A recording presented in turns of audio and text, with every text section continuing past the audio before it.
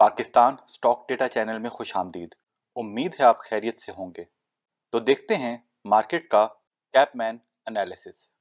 आज का सेशन छोटा ही रखते हैं क्योंकि आज सुबह से हमारे घर में लाइट गई हुई थी और मार्केट ख़त्म होने के पास ही आई, तो हम ठीक से मॉनिटर नहीं कर सके क्योंकि सिर्फ वो फ़ोन के ऊपर उस तरीके से वो आप मॉनिटर नहीं कर पाते कि किस शेयर में क्या चल रहा है।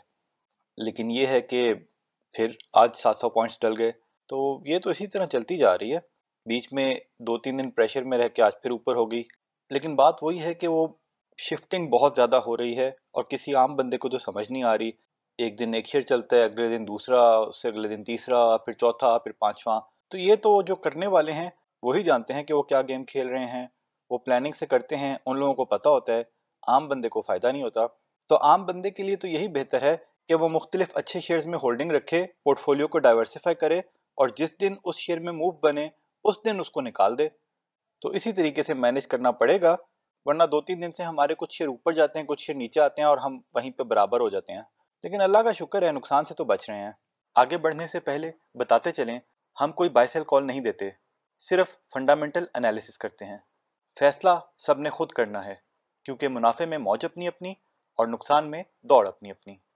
जो हमारी वीडियोस देखते हैं और पसंद करते हैं उनका शुक्रिया। जिन्हें हमारी वीडियोस पसंद नहीं वो प्लीज ना देखें। सर्किट ब्रेकर्स को देखें तो पता नहीं कितनी सारी कंपनियों को फिर अपर लॉक लगा है। अब जैसे एयरलिंक है, अब एयरलिंक में जितनी मर्जी अच्छी न्यूज़ेस आ जाएं, ये कोई इतना अच्छा शेयर नहीं है कि इतना ऊपर जाए और इतने इसको लॉक्स लगें। लेकिन बात यह है कि कुछ शेयर्स ये जो बड़े प्लेयर्स हैं ये सिलेक्ट कर लेते हैं कि इनमें से उन्होंने बहुत ज़्यादा कमाना है। जैसे एक ज़माने में टीआरजी को कहाँ से कहाँ ले गए और अभी भी टीआरजी को नीचे जब मारते हैं और लोगों को निकालते हैं और फिर उसी में से मूव बना के पैसे कमाते हैं। हालांकि टीआरजी जैसी कंपनी के पल्ले कुछ भी नहीं है, ना वो कुछ किसी को देते हैं और ज़्यादातर तो उनके लॉसेस ही नज़र आ रहे होते हैं। तो वो इसी तरीके से हमें लगता है कि अभी इन्होंने एक एयरलिंक को आइडेंटिफाई किया हुआ है।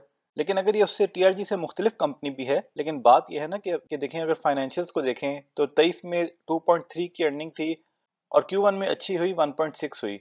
अब अगर यही आगे चलती रहती है, 5-6 रुपये हो जाती है, कुछ नया बिजनेस एक्सपेंड होता है, 10 रुपये हो जाती है, उस हिसाब से ये कोई ऐसी बात तो नहीं है। ज्यादातर पावर कंपनीज की एनुअल ईपीएस 10-10 रुपये है और वो आउटस्टैंडिंग डिविडेंड देती हैं, लेकिन वो 20 से 30 रुपये के अंदर हैं और ये जनाब साहब इसको 52 पे ले आए हैं। ये देखें, थोड़े से दिनों में इसको 23 से ऊपर ले आए हैं, 52 पे। बहरहाल हम तो ऐसे शेयर से ना हम दूर रहते हैं क्योंकि हमारा एक्सपीरियंस यही रहा है कि ऐसे शेयर से आम बंदा ज्यादा फायदा नहीं उठा पाता। बहुत कम ऐसे आम इंडिविजुअल्स होंगे जिन्होंने इसको 23-24 पे लिया और वो आज भी होल्ड किया हुआ है। और किसी ने किया होगा तो इत्तेफाक से किया होगा, वरना लोग खरीद के थोड़ा थोड़ा बेच के निकल गए होंगे। तो इस तरह के शेयर्स में, इस तरह की मूव्स में कमाई बड़े प्लेयर्स की होती है। अनलेस के वो शेयर वाकई बहुत स्ट्रांग हो और कोई उसकी रीजन हो, तो बहुत से लोगों ने उसको होल्ड भी किया होता है। लेकिन ऐसे शेयर्स जिसमें पब्लिक की ज्यादा होल्डिंग होती है उसमें इस तरह मूव्स फिर बनती भी नहीं है। और लोअर कैप में कोई खास कंपनी नहीं है। बाकी रिजल्ट्स तो कोई आज आए नहीं। ईपीक्यूएल का एकदम इसमें डे एंड के पास थोड़ी सी मूव बनी, फिर ये नीचे आ गया। इसकी बोर्ड मीटिंग चल रही थी लेकिन अनाउंसमेंट आई कि वो भी कंक्लूड नहीं हुई। अब ये कल ही पता चलेगा कि क्या उस बोर्ड मीटिंग की एंटिसिपेशन में ये मूव बनी या बोर्ड मीटिंग में कोई अच्छी न्यूज़ है जिसका कुछ लोगों को पता लगा तो उन्होंने ये मूव बनाई। ये तो सुबह ही पता लगेगा कि उसमें कोई अच्छी न्यूज़ है या ऐसे ही कोई बोर्ड मीटिंग थी। लेकिन अगर उस बोर्ड मीटिंग में कोई अच्छी न्यूज़ नहीं आई, अच्छी न्यूज़ से मुराद कोई डिविडेंड या जो एंग्रो इनको सेल करना चाह रहा है उससे रिलेटेड कोई अगर न्यूज़ ना आई, तो हो सकता है कल ये थोड़ा सा प्रेशर में आए।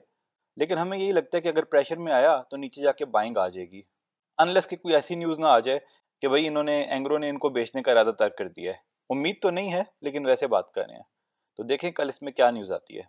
तो हम जैसे शेयर शिफ्टिंग की बात कर रहे हैं, तो आज सुबह से जो है, कल आई थी रिफाइनरी में मूव आई थी और शेल में भी आई थी। तो आज ये है कि रिफाइनरी को और उन तीनों 2-3 शेयर्स को काफ़ी देर तक रेंज बाउंड रखा, लेकिन फिर डे एंड के टाइम पे एकदम सेलिंग आई उसमें। अब ये सेलिंग 1-2 दिन कंटिन्यू भी रह सकती है या वैसे ही झटका हो सकता है और कल फिर ऊपर आ जाए। लेकिन कहने का मकसद ये है कि कल इसमें बिला वजह की तेज़ी आई और आज इसमें थोड़ी सी मंदी रही।